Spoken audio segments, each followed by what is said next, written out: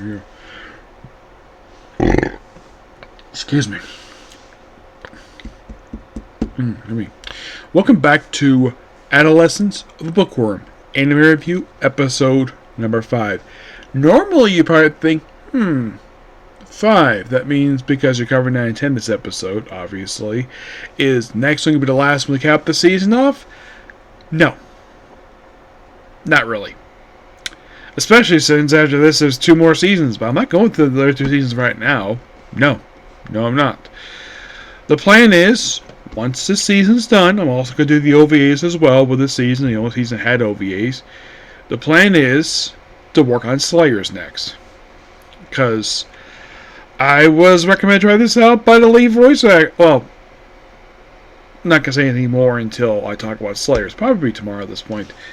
Because next after this, I'm going to go immediately to One Piece.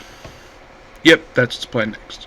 So, for these 2 episodes.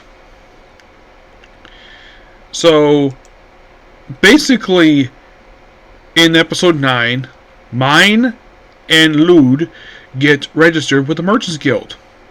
So they can sell their product. Seems pretty reasonable. And it does. Yep. So, pretty much here's what happened. So, they go in. Of course, here's the thing. I thought this was really cool they did this. So, to get into the next floor of this particular guild hall, that they use a card reader system that was done via magic. They take a card, tap it on this gate, and the gate gets unlocked and walk through. I thought that was really neat. I've seen guild cards before, but not when they open doors like that. That was actually quite interesting. I like that.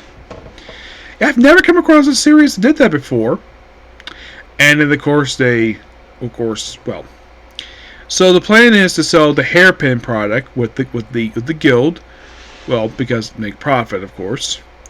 And, of course, the guildmaster wants to buy one for his granddaughter. Mine's like, okay. But what about, well, we need one basically match her hair. Not the specific one per se. And apparently later revealed that, well, we'll get to that part. So basically they sort of interview her how she wants her hairpin. And if you get the one that she likes, then she'll appreciate you more. Probably means basically he'll spoil his granddaughter even more. That is a grandparent's number 1 job. Spoil the grandchild. Yep, definitely. So, they later on, Lude and Mine meet Frida, who's got pink hair. Yes. Now, for a woman with pink hair, it's like I see her, I'm like, is that like a mini Sakura? Except the skin's a bit more lighter than Sakura's. Yeah, the hair color is exactly the same. It just when I saw the pink hair, I mean, for a female lead character, usually the first one I can think of is Sakura. But Sakura's got long hair, though she cut it during season 1. She cut it one of the games during the tuning exam. So they sort of interview her, refer to her as Frida. They basically learn about her hobbies, and of course, basically they try out some juice made by one of her chefs. Excuse me. And, well, they later give her a prototype, and of course that's what she likes. So basically that she gets 2 hairpins. One regular price, the other one for half price.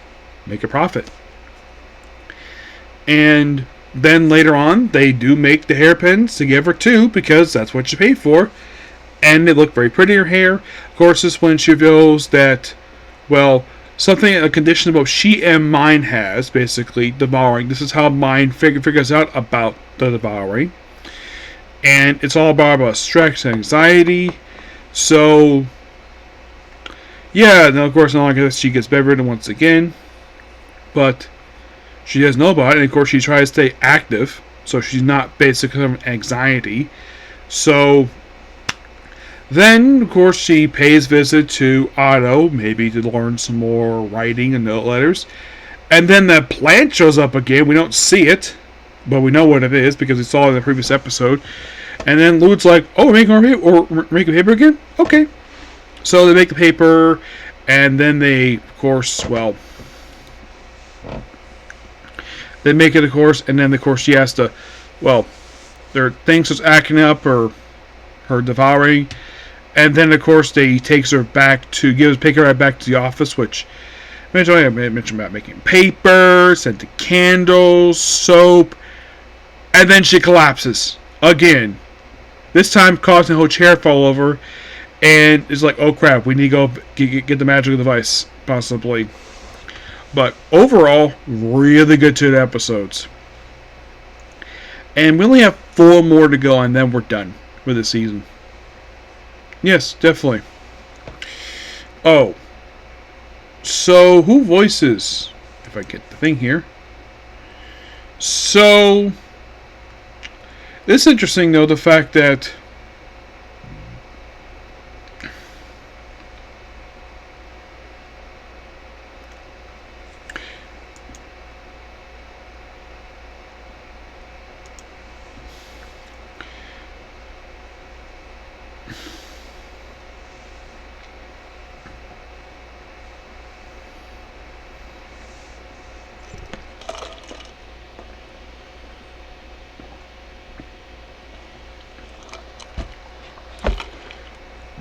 so the Guildmaster, who appears in this episode,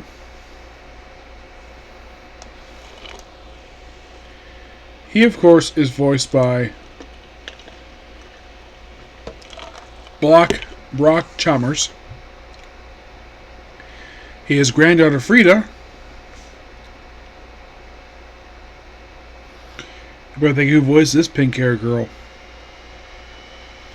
She is voiced by Kaylee Miles. That is a name I actually have heard of. Gunther, Mine's father. He, of course, is voiced by, I mentioned before,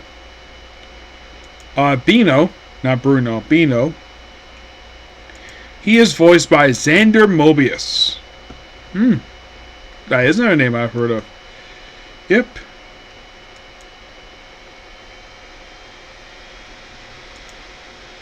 Turi, Mine's sister, is voiced by Lisa Rahman. Their mom is voiced by Kristen Day.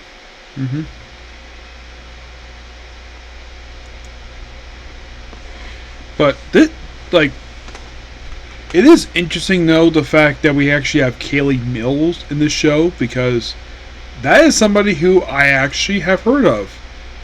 Because aside from Rhea Barr, I wasn't, and of course Xander Mobius, I didn't hear a lot about the voice actors in this show before.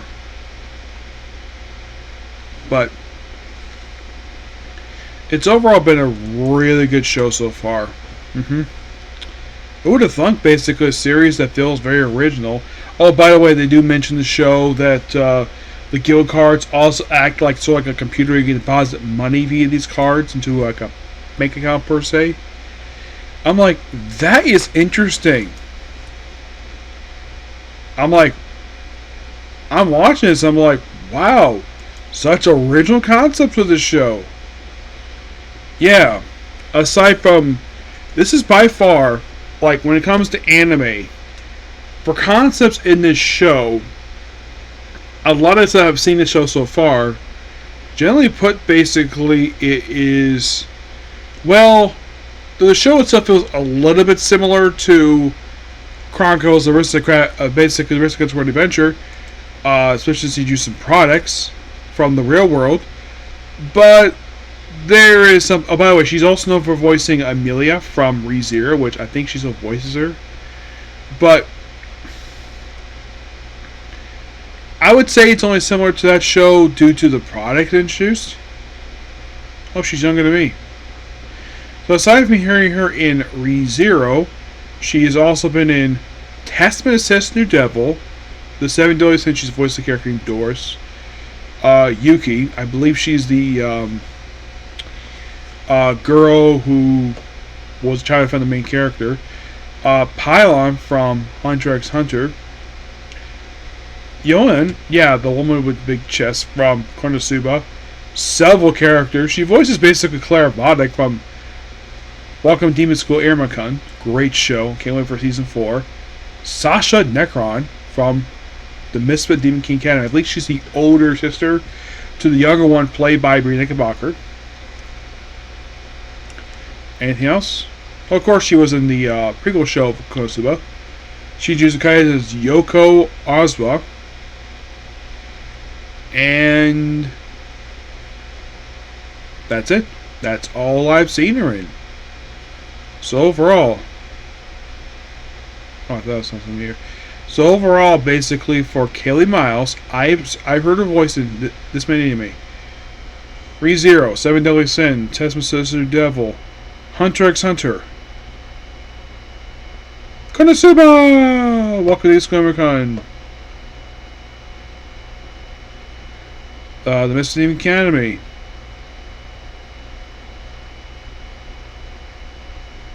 The People of Konosuba, Jujutsu Kaisen. This is the 11th show I've heard of it. Oh yeah.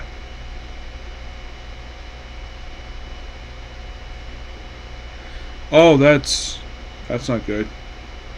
Apparently this year she came out as an abuse victim.